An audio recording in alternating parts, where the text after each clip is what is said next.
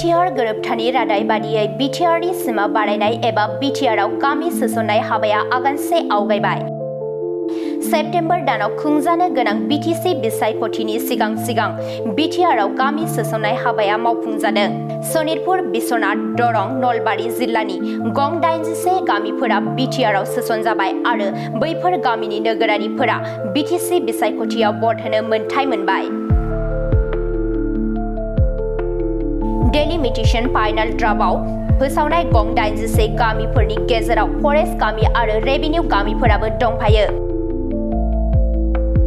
मख'नो गोनांदि सान्तिपुर जिल्लानि अराहि लगा, सताइ 9 माइल, सफाइ रौमारि फोथार, सफाइ जरगाव, बाथासिपुर, हायनागुरि, अनसुमै, हाथरखिपारा, गादाजुलि, दैमालु, औगुरि, दपदपि, मनस्रि कछारी, बनेगाव, सान्तिपुर आरो अन्थाइबारि गामिखौ उदालगुरि जिल्लायाव सोसननाय जाबाय आरो बैफोर गामिनि नोगोरारिफोरा 36 नं हारिसिंहा बियाबाव भट होनो मोनगोन।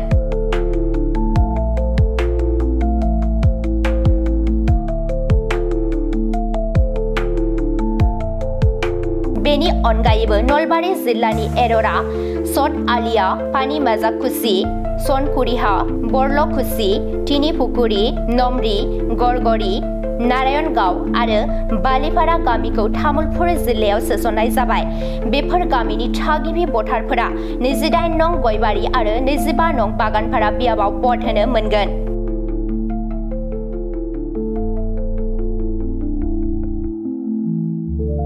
डिलिमिटेशन फाइनाल ड्राफ्टआव फोसावनाय बादियै दरं जिल्लानि बेरबिरि बिल, 1 नं, 2 नं आरो 3 नं दरं बर'बाजार, बेगारखास, बायखट, बारबार ग्रेन्ड, फाखरिबारि, लेनिबारि, 1 नं बर'बाजार गामिखौ उदालगुरि जिल्लायाव सोसननाय जाबाय आरो थागिबिफोरा 39 नं फासनय, 36 नं हारिसिंहा आरो 37 नं धोनस्रि बियाबाव भट होनो मोनगोन।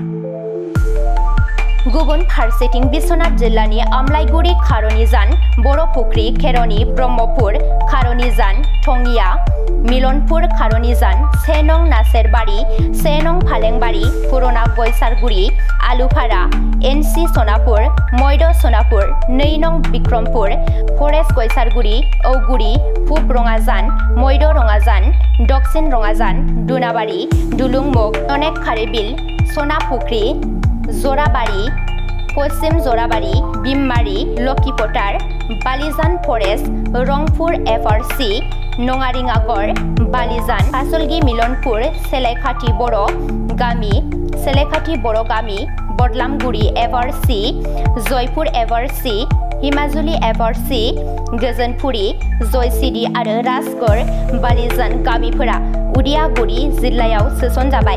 मख'नो गोनांदि बिश्वनाथ जिल्लानिफ्राय उदालगुरि जिल्लायाव सोसननाय गामिनि थागिबि भटारफोरा 37 नं धोनस्रि आरो 40 नं रौता बियाबाव भट होनो मोनगोन।